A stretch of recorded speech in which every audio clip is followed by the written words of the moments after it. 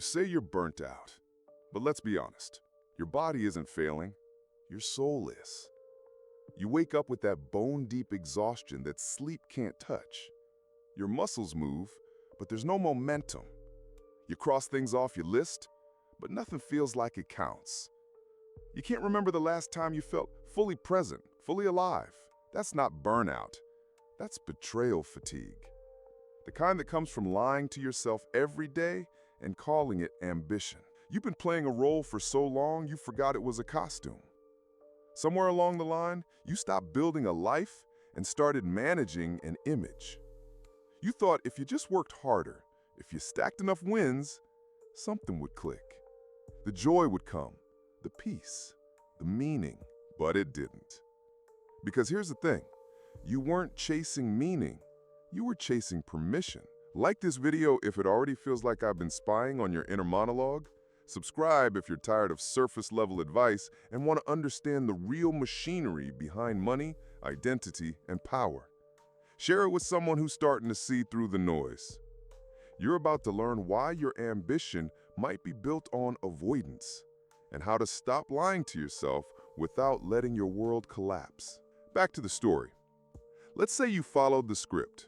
School, degree, job, maybe a side hustle to prove you're driven. You became the version of you that gets praise.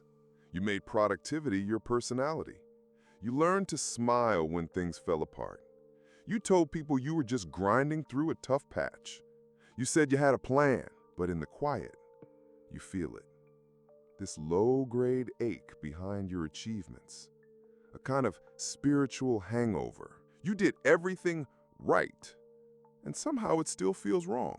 That's because chasing socially acceptable success is one of the most effective ways to numb existential discomfort. It gives you structure, direction, even dopamine. It feeds your ego just enough to keep you moving, but not enough to make you whole. It sells your progress while quietly draining your soul. The burnout isn't from too much effort.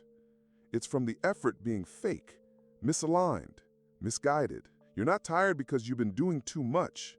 You're tired because everything you're doing requires you to be someone you're not. Let's take a step back. Why do people chase success in the first place? Not real success, not inner alignment. I'm talking about that externally approved, status-soaked version. The kind that looks good on LinkedIn and makes your mom proud. Because deep down, they're trying to earn safety. Wealth becomes a proxy for control. Status becomes a stand-in for love. And busyness becomes a shield from having to face the question, who am I if I stop proving my worth? That question terrifies people, so they avoid it the only way they know how, by staying busy. By working weekends, by always building something, by never letting silence catch up. And if you keep up the illusion long enough, you can almost forget you're avoiding yourself. But your body doesn't forget. Your nervous system doesn't forget. Eventually, the mask gets heavy. The pressure starts leaking into your health, your sleep, your relationships. Your ambition begins to feel like anxiety with a calendar invite. This is when people usually say they're burnt out. They take a weekend off, maybe even a sabbatical. But they don't stop lying. They just come back with a new routine, a new mindset, a new planner, a better morning ritual, still stuck in the same loop. If I just optimize harder, maybe this time I'll feel okay. But there's nothing to optimize when the root problem is dishonesty. And dishonesty, especially self-directed dishonesty, exacts a brutal psychological toll. Let me show you how it works. Every time you do something to please others instead of honoring what matters to you, you teach your nervous system one thing. Your truth is dangerous. So you suppress it over and over, until you're no longer sure what your truth even is. And that suppression, it doesn't just fade, it compounds. That's why burnout doesn't feel like tiredness. It feels like disconnection. Disconnection from joy, from spontaneity, from wonder, but most of all, from yourself. What's worse is that people will praise you for it. They'll applaud your hustle. They'll share your posts. They'll call you an inspiration. Because your performance props up their illusion too. If you stop chasing the game, it threatens the validity of their chase. So the system rewards your burnout because your suffering keeps the machine running. And deep down, you know this. You've felt that flicker of doubt, that instinct to quit, pivot, slow down, but you silenced it. Because what would people think? What would you even do next? Who are you without the role? That's the real fear. Not fatigue, but identity collapse. It's not that you don't want to rest. It's that resting would force you to confront a truth you're not ready for. You've built a life that impresses everyone but you. And now you're wondering why it's so damn hard to keep going. Why it all feels like noise. Why even the wins don't feel like wins. Why your days are full, but your soul feels empty. This is where the real work begins. Not with better habits, not with smarter goals, but with brutal honesty. Because you're not burnt out. You're tired of betraying yourself. You're tired of filtering every decision through someone else's expectations. You're tired of smiling when you want to scream. You're tired of managing an identity you secretly want to escape. So let's stop lying. Let's trace the roots of this illusion and finally ask the question you've been avoiding. What if your idea of success was never yours to begin with? You didn't lie maliciously. You lied like most people do, by slowly forgetting to question the script. You were told success would set you free, that once you hit a certain number, landed a certain job, reached a certain lifestyle, the anxiety would ease. You'd finally have options. You could slow down. You could say no. You could breathe. So you built. You sacrificed. You skipped sleep. You took pride in your ability to suffer longer than the next person. You called it resilience. You wore exhaustion like a badge. But here's the trap. The system doesn't reward your arrival. It just moves the goalposts. You reach one milestone, and suddenly you're behind again. Your peers upgraded their homes, their titles, their partners.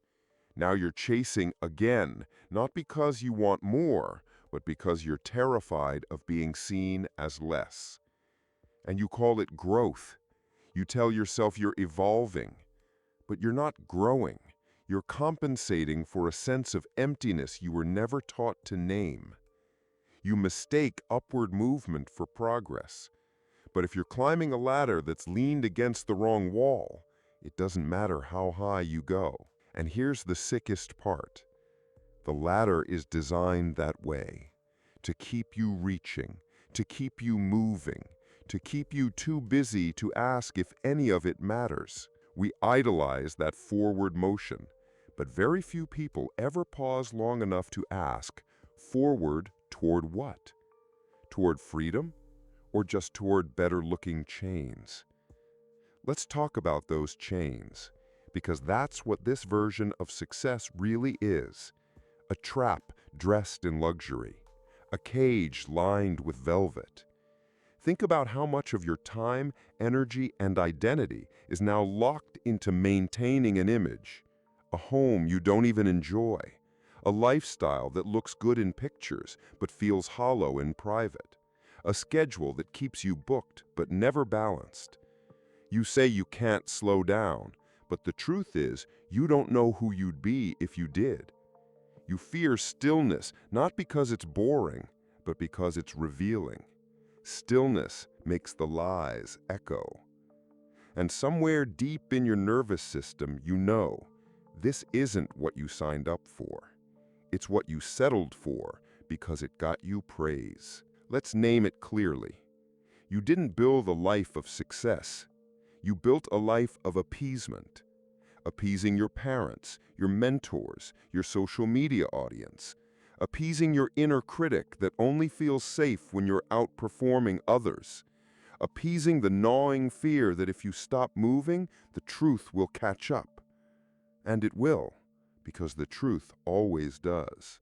Here's what that truth looks like. You don't need more money. You don't need another certification. You don't need another brand deal, client, investor, launch. You need a clean break from the performance. Because the cost isn't just emotional, it's neurological.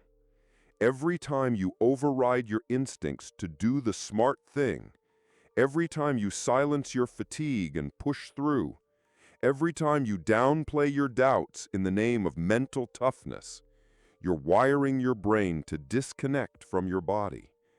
And once that disconnect sets in, you don't just lose clarity, you lose capacity for joy, for intuition, for aliveness. You become efficient, impressive, optimized, but hollow. Let me show you how this shows up in real life. You dread weekends because you don't know what to do without work. You hate vacations because relaxation feels unsafe. You scroll social media not for inspiration, but to compare. You lie awake at night replaying conversations, not because you care, but because you're addicted to being seen as together. You're not free. You're just high functioning within a prison of your own construction. And yet you can't admit it, because admitting it would mean undoing years of effort. It would mean acknowledging that maybe, just maybe, your idea of success was a defense mechanism all along. That the six-figure career, the personal brand, the morning routine, the optimized hustle was just a way to avoid feeling like you weren't enough. You're not alone in this. People all over the world are trapped in quietly miserable success stories. They've done everything right and still feel wrong inside. They've achieved more than their parents ever dreamed, and yet they feel numb, directionless, depressed. That's not failure. That's a system working exactly as designed. Because the modern definition of success is based on external metrics, money, clout, aesthetics, productivity. But fulfillment? Fulfillment is based on internal coherence. Do your actions match your values? Does your lifestyle reflect your real priorities? Are you proud of who you're becoming or just of how you look to others? Most people don't know because they've never been taught to ask. And the longer you ignore the disconnect, the worse it gets. The more promotions you take, the more trapped you feel. The more money you earn, the more you spend to feel momentarily alive. The more followers you gain, the more pressure you feel to perform. That's not freedom. That's spiritual debt. And just like financial debt, it compounds. You start making decisions not from vision, but from fear. Fear of falling behind, fear of being exposed, fear of realizing it was never worth it. That fear is valid, because admitting the lie means you might have to walk away from the identity you built your life on. But here's the hard truth. If your success depends on you pretending to be someone you're not, then what you built is not success. It's survival in disguise. And no matter how much you stack, style, or schedule it, survival eventually collapses. So let's stop pretending the system broke you. It didn't. It trained you. It taught you to outsource your worth, to hustle for approval, to fear authenticity, to suppress your intuition. But now you're awake. Now you're feeling the weight. Now you're asking better questions. So here's one to sit with. What if the success you've been chasing is actually a form of self-abandonment? Let's talk about who you became to survive this system. Because here's what happens. When your value is tied to performance, you stop being a person. You become a brand. You curate your emotions, filter your voice, package your passion, and sell your identity in palatable pieces. You don't grow, you position. You don't feel, you manage optics. You don't connect, you convert. This isn't just happening online. It's happening in your mind. You start narrating your life like a highlight reel. You start talking about yourself like a resume. You start thinking in captions, not reflections. Even your private moments come with the whisper, how would this look to other people? And so you fracture. You split yourself into two selves, the performer and the prisoner. The performer is magnetic, articulate, driven. The prisoner is confused, resentful, exhausted. You can't fully love either one because deep down, you know they're both fake. That fracture has a name: identity displacement. It's what happens when the pursuit of external validation slowly evicts your inner voice. And the worst part? It doesn't happen all at once. It happens through thousands of small betrayals. You said yes to a project that drained you because it looked good. You stayed in a relationship that suffocated you because it made sense. You wore ambition like armor because it kept people from seeing your fear. And somewhere along the way, you forgot how to be honest. Not just with others, with yourself. Let's pause and look at the consequences. People think the price of success is sleep or weekends or a few years of sacrifice. But that's not the real cost. The real cost is identity erosion. The slow, subtle process of losing contact with what you actually want. You wake up in a career you can't feel, in a life that feels borrowed, in a role you no longer remember choosing. And yet the fear of stepping away is stronger than the discomfort of staying. So you keep showing up, you keep performing, because at least you know the rules here. This is where pride becomes a prison.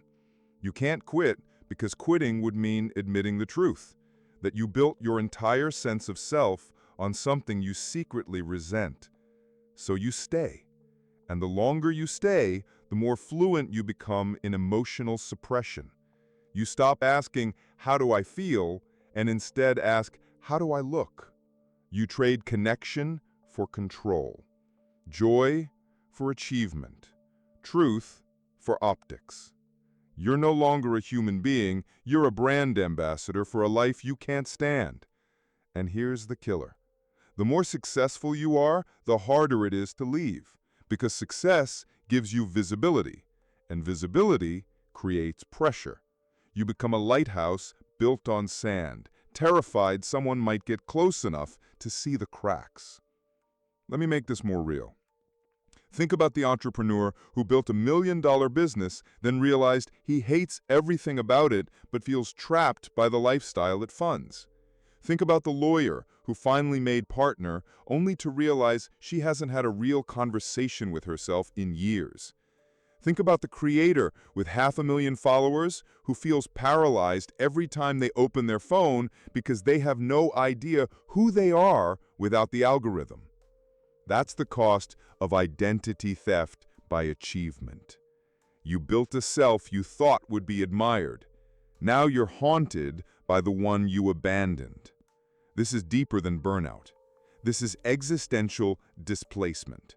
And the culture rewards it because you become predictable, controllable, marketable. Your rebellion was turned into content. Your creativity was turned into productivity. Your uniqueness was flattened into a personal brand.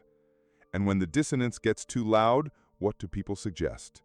Take a break, unplug, practice gratitude, set better boundaries. But those are surface-level solutions for a soul-level fracture. You don't need a detox. You need a death. The death of the character you've been performing. The death of the mask that's now molding to your face. The death of the idea that your worth depends on being perceived as exceptional. Because here's the uncomfortable truth. If you've spent years becoming someone impressive and still feel empty, then maybe you weren't meant to be impressive.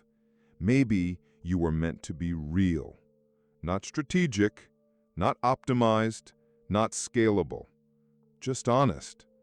The kind of honest that doesn't photograph well. The kind of honest that might disappoint people. The kind of honest that costs you clout, but returns your peace. And I get it. That's terrifying. When your entire life has been a performance, the thought of taking off the costume feels like ego death. Because it is ego death. But the ego that's dying isn't the real you. It's the survival version of you. The one you built to navigate a world that told you you weren't enough. The one that learned to win approval instead of asking for understanding. That version of you got you here. But it can't take you further. Because what's coming next isn't about being impressive. It's about being integrated. So here's the question that might change everything. Are you willing to lose who you became to remember who you are? You called it drive, but it was punishment. That's the part most people miss. Your discipline, your hustle, your bulletproof routine, they weren't born from vision. They were born from fear. You weren't chasing goals. You were outrunning shame. Every late-night grinding wasn't you being committed. It was you trying to silence the voice that said you're still not enough. Every 5 a.m. cold plunge wasn't you leveling up. It was a ritual to prove you had control, even when your soul felt like it was slipping. Every productivity hack, every dopamine detox, every color-coded calendar, just another attempt to engineer your way out of self-doubt. And society applauds you for it. Because here's what the system loves: a person who mistakes self-abandonment for strength. They call you disciplined when what you really are is disconnected from your body, from your intuition, from any sense of softness. They'll say, look at their work ethic, but they won't see the nervous system in overdrive, the hypervigilance, the white-knuckle grip on a fragile identity. Because when you built your life on needing to be exceptional, you don't allow yourself to just be. Rest starts to feel like weakness. Silence starts to feel dangerous. Stillness becomes unbearable because when the motion stops, the truth creeps in. That you've been punishing yourself for years.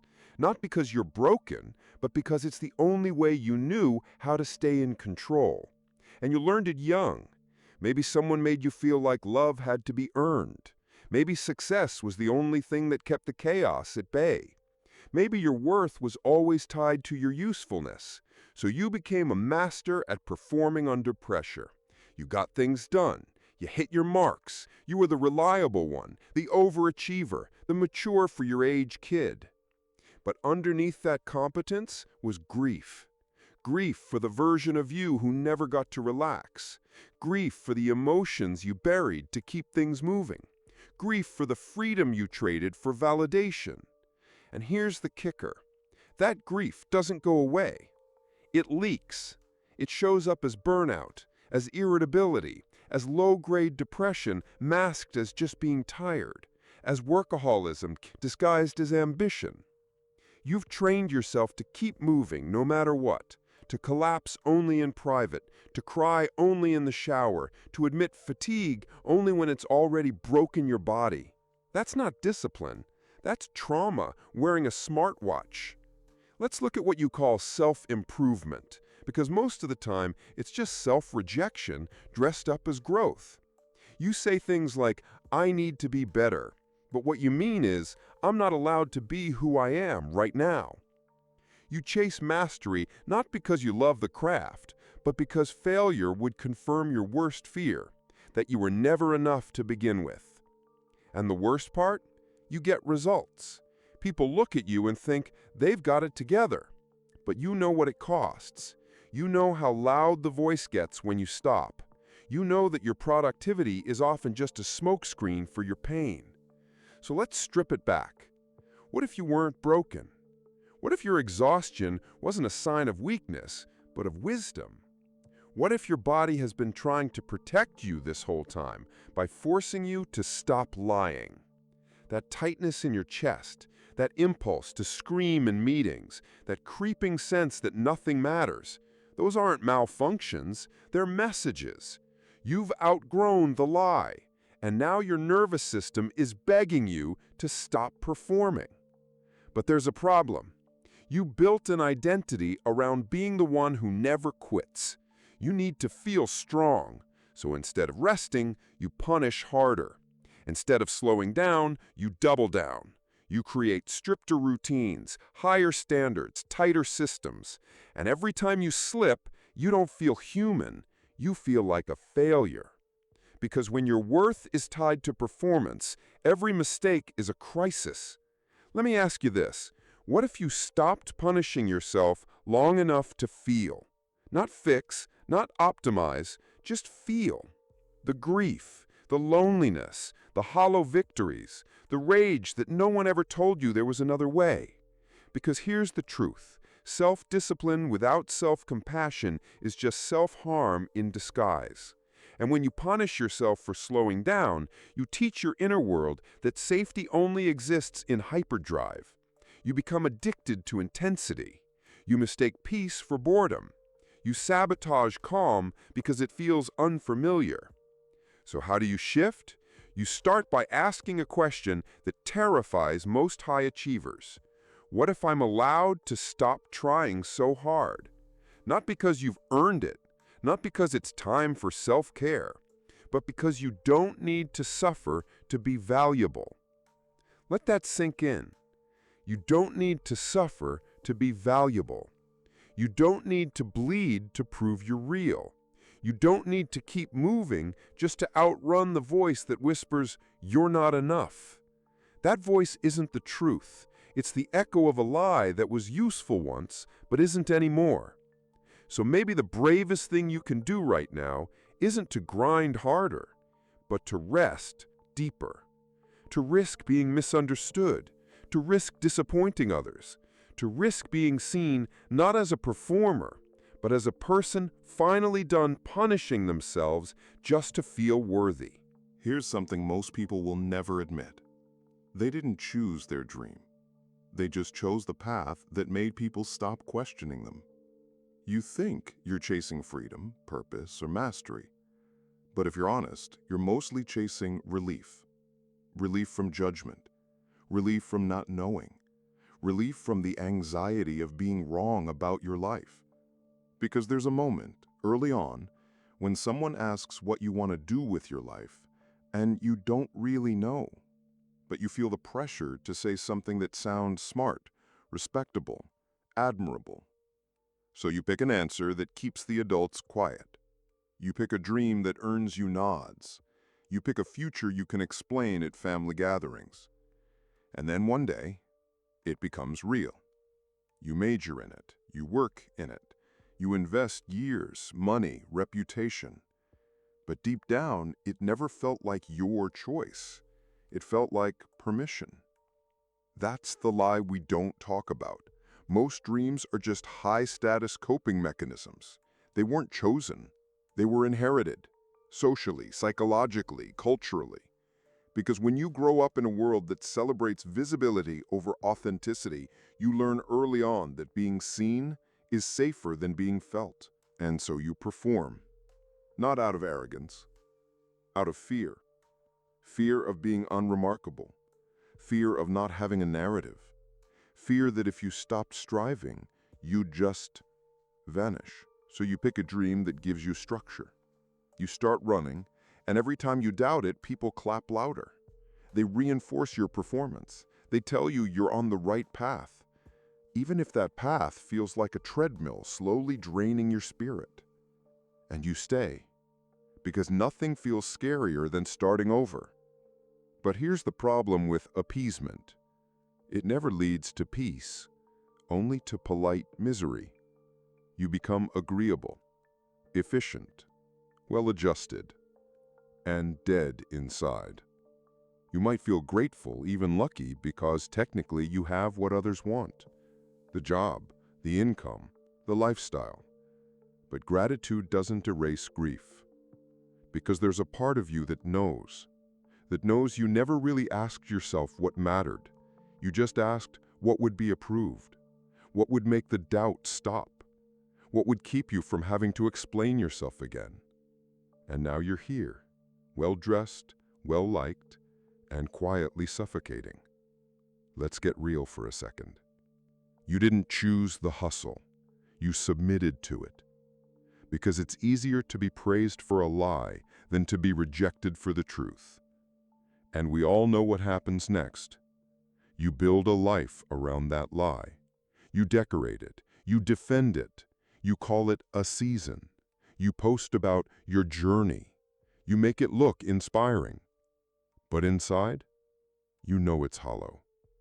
Because even your achievements feel secondhand.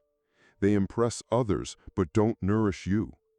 You tell yourself you should be happy, but the should is the giveaway. Joy doesn't come with a should. Joy comes with resonance. And you haven't felt resonance in years. That's why you keep pivoting projects. That's why you're always tweaking your morning routine. That's why you're obsessed with life optimization. You're trying to fix a system you never actually wanted. You can't optimize your way out of misalignment. And no, this isn't about quitting your job and moving to the woods. It's about telling the truth. Not to the internet, not to your friends, to yourself. To admit, without self-editing, what you're actually tired of, what you're actually craving, what you're actually afraid of losing if you finally choose your dream, the one without applause. And if you're being honest, the fear isn't failure. It's irrelevance. Because when your identity is built on being impressive, irrelevance feels like death. Not just to your ego, but to your sense of reality. But here's the turn. Irrelevance is where the truth lives. The truth doesn't need likes. It doesn't need validation. It doesn't trend. And that's why most people never touch it. They'd rather be admired than aligned. But you're not most people. If you've made it this far, something in you is done pretending. Done optimizing a life that was never yours. Done buying peace with performance. So let's ask a better question. What if your real life doesn't begin until the applause stops? What if the version of you that everyone loves isn't the version that can actually be free? What if everything you're afraid of losing, status, certainty, approval, is the exact thing blocking you from what you're meant to build? Not a brand, not a legacy, but a life, quiet, honest, undeniably yours. Here's the truth that most successful people choke on. If you need suffering to feel progress, if you need applause to feel worthy, if you need ambition to feel alive, you're not building a life. You're building a trap. So let's flip it. What if wealth wasn't a trophy, but a tool? What if freedom wasn't earned, but remembered? What if you stopped chasing purpose like it was a prize and started living like you already had one? This isn't about quitting your job, moving to Bali, or writing poetry in a cabin. This is about learning how to stop outsourcing your identity to your output. You don't need to grind to deserve rest. You don't need to be impressive to be loved. You don't need to be a brand to be real. You just need to be honest about what you want, who you are, and what you're willing to lose to finally feel alive. That's not laziness. That's actual courage. Now the question is, if you let go of the hustle, who do you become without the fear?